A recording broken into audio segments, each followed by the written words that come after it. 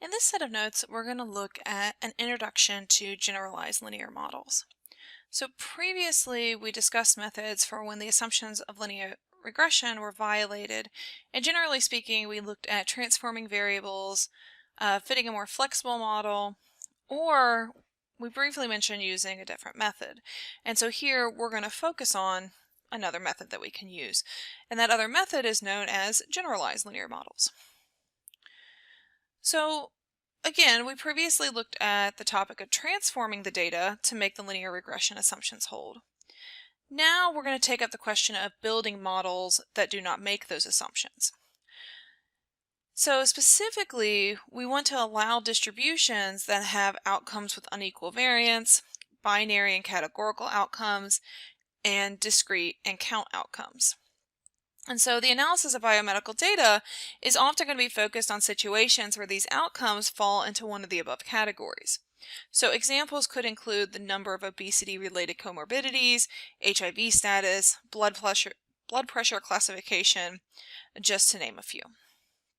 And so a common solution is to fit what's called a generalized linear model, often abbreviated GLM. And so let's kind of go through the basics or the fundamentals of GLMs. So to start out, recall that a linear regression model can be written as follows. And you've seen all of these pieces before. We've seen when we fit a model, really what we're interested in is we're talking about the expected value of the response.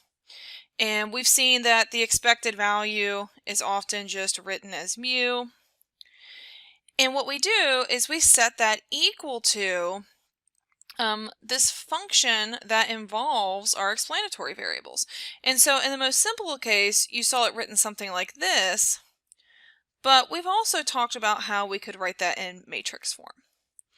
So even though we may have not seen all four of these written out like this, we've seen all four of these pieces several times in reference to linear models. So in other words, what we're saying here is that the expected value of yi can be expressed as a linear combination of the coefficients.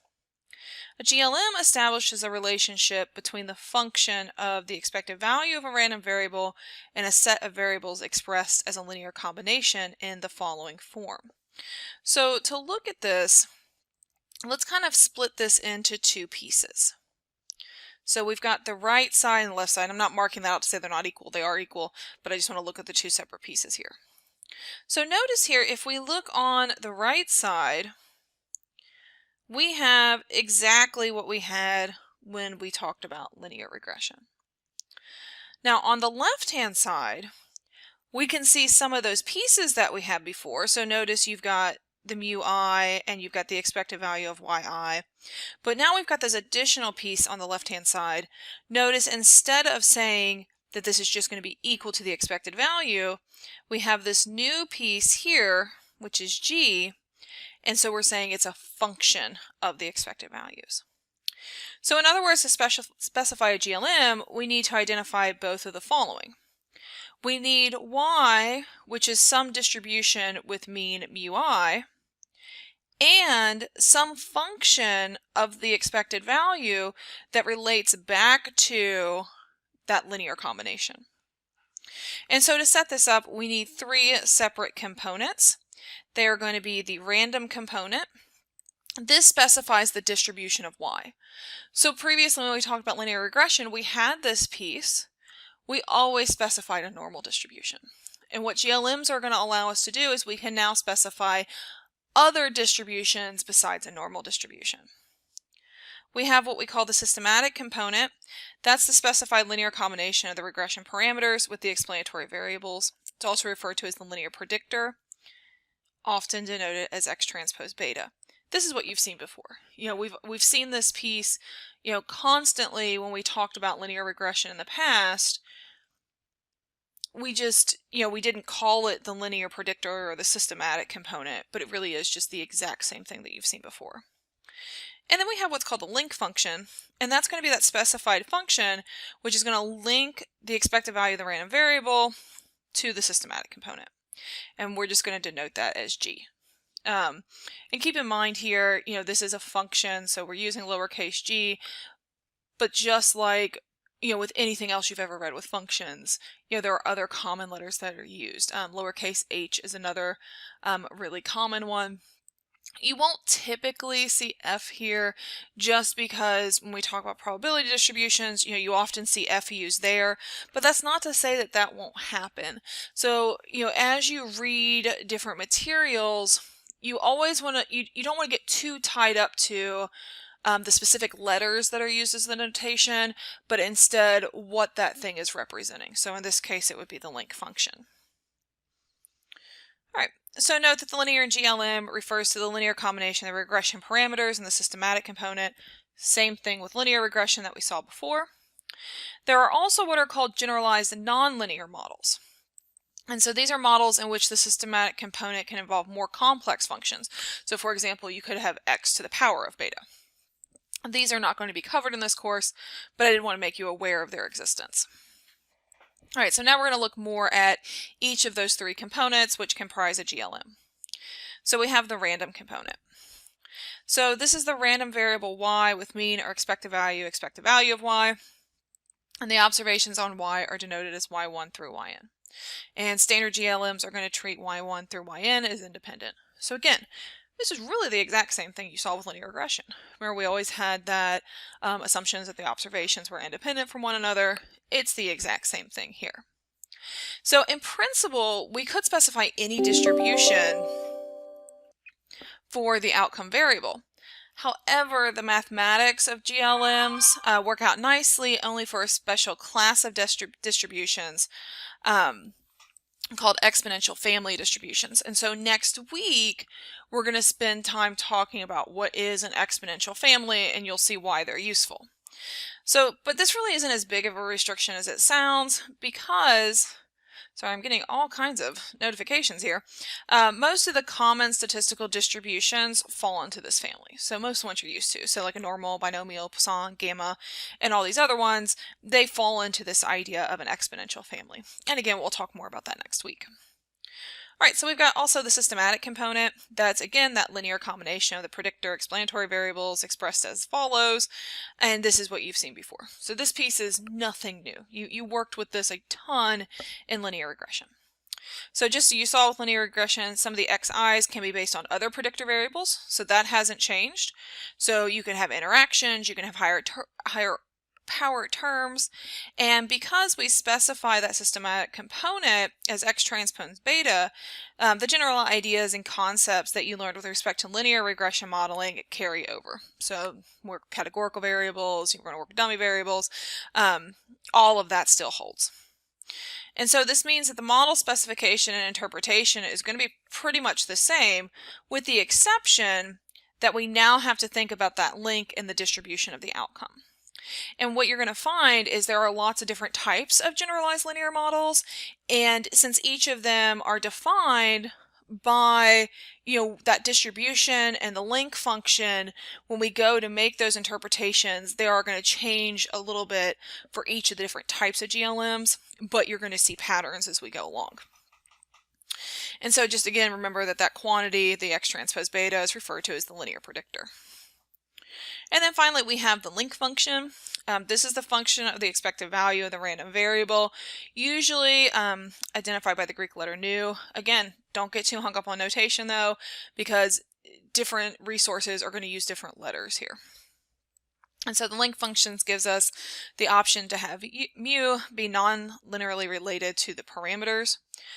In principle, again, the link function could be any function linking the linear predictor to the distribution of the outcome variable. In practice, we also place the following restrictions on G. So we do require that G be smooth, in other words, it's differentiable, and then it needs to be monotonic. And you'll see more, next week when we talk about actually estimating the parameters, why we generally place these restrictions. So now we've talked about the basic pieces of a GLM. Let's just look at a couple examples and you can see how those three pieces fit into these specific examples. So let's just start out with linear regression. We're very familiar with linear regression. It ends up that linear regression actually is a type of GLM. And so let's see why. So here we have that usual linear regression model that we're all used to. So let's identify the three separate components. So remember that the random component, that is the distribution on y. Well, with linear regression, we talked about how we need to have that normal distribution. So the random component here is yi is distributed normal with mean at mu I and variance sigma squared.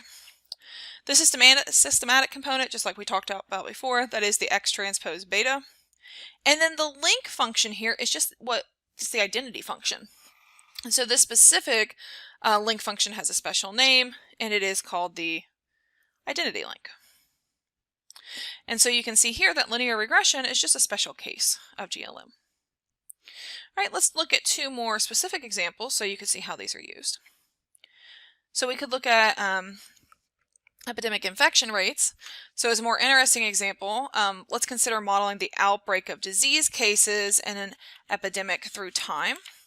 So in the early stages of the epidemic, the rate at which the new cases occur increases exponentially through time.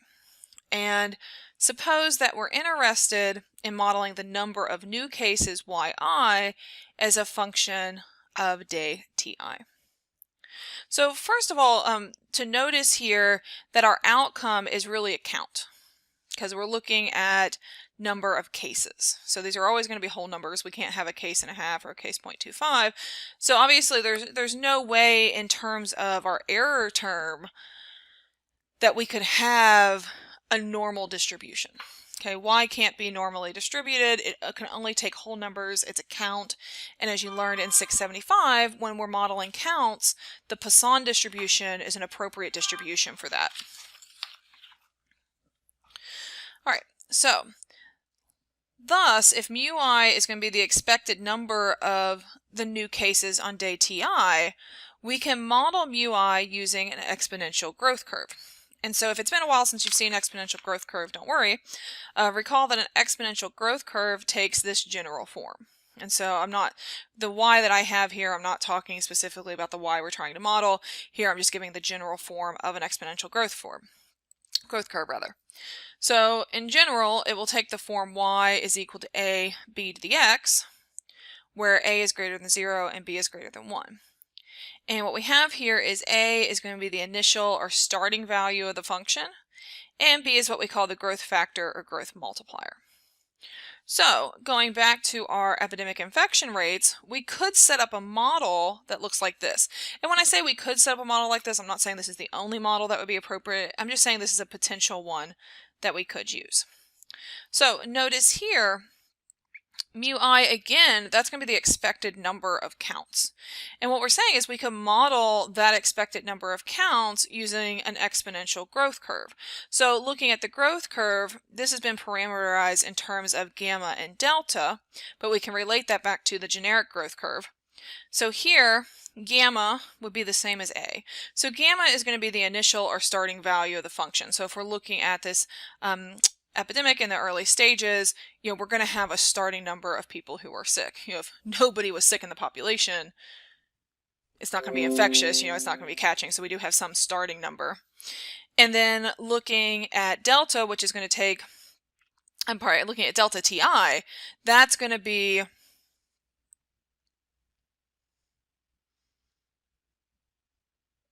sorry, I have said this backwards here. Let me rephrase that. Notice this, so we have that gamma. This is really equal to e to the delta ti. So in this case, e is going to be our growth factor. It takes the place of b. And it's going to be a function of delta ti. So delta ti together are taking the place of the x because we want this growth rate to be a factor of time. And we also know that that rate is going to go exponential through time, and so we're going to place those in there. Now, I don't expect you, at this stage to be like, oh, I could have just built that right out of the blue. Remember, this is just an example, and so we're just showing how we could potentially build one of these GLMs. So again, I wouldn't expect you, to build that just out of nowhere. Now, currently though, notice what we've got here is we've got mu I, which is the expected value of yi, but the function on the right-hand side, that's not in a linear function. In other words, we don't have a clear x transpose beta here, which is what we would want for the systematic component. So let's see if we can get there. So one thing that we could do is we could take the log of both sides, and notice if we do that, we're going to have log mu I is equal to log gamma plus delta ti. Notice now that log gamma is a function of an unknown parameter and therefore a constant. Also, notice that delta is an unknown parameter. So we could reparameterize this as follows. And note, the only real reason we're going to do this reparameterization is to make this easier to see in terms of how we've been writing the systematic component. We could write log gamma and call that beta naught, and we could relabel delta as beta 1. And we substitute that, notice what we're going to have here. Log mu I is equal to beta naught plus beta 1 ti. And now this looks pretty much just like the systematic components you've seen in the past. I mean, we usually use an x here instead of a t, but I mean, that's not a big deal. So the systematic component now looks like exactly what we've seen in the past. And here, notice here, we really have a function of the expected value of yi. And so this fits into that GLM framework with a Poisson distribution as the outcome distribution. So in other words, we're saying that yi is distributed Poisson. The link function here is going to be log, so we call this a log link. And we've got a linear predictor of ti. Sorry, we've got a linear predictor, not of ti, a linear predictor of this form, which is our systematic component. So here's all three of those written down. So again, that's just another example of how a generalized linear model can be formed. And the real key piece here is the fact that, we know that yi was distributed Poisson, and we would like to relate the mean of that distribution to that systematic component that we're used to. And we need that middle piece to bring those together, and that is what that link function does for us. So again, here's one other example. So this one's what's called a predator-prey model.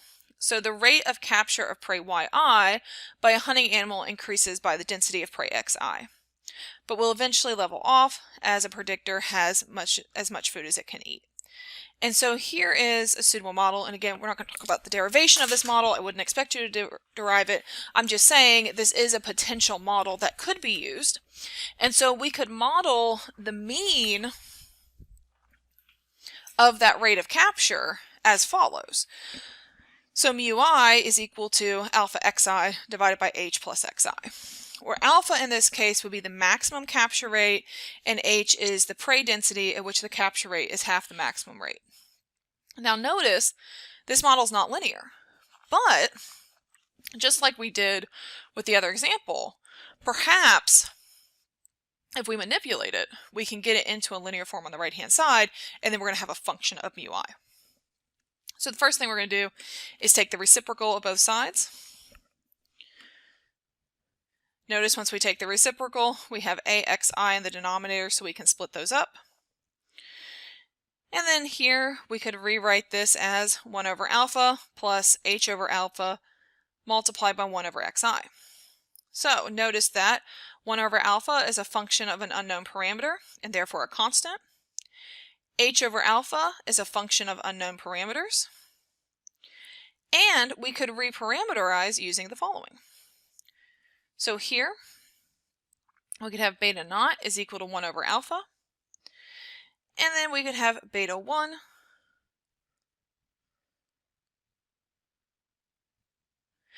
is equal to, and there is a stray delta that I will move out of your notes, so please ignore that. Beta 1 is equal to h divided by alpha. So substituting, we would have the following. 1 over mu I is equal to beta naught plus beta 1, 1 over xi. So notice we've got something very similar to what we've seen in the past on the right-hand side for our systematic component. And on the left-hand side, we have a function of mu I. So in other words, we have a link function applied to mu I.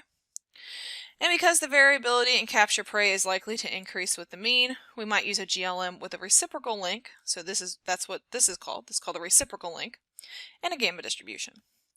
So here the random component is gamma. The systematic component is beta naught plus beta 1 ti, and the link function is what we call the reciprocal link. So again, for these last two examples, I don't expect you to see how these suitable models were derived, but I do want you to see the importance of what we're trying to do here. We have this random distribution for y.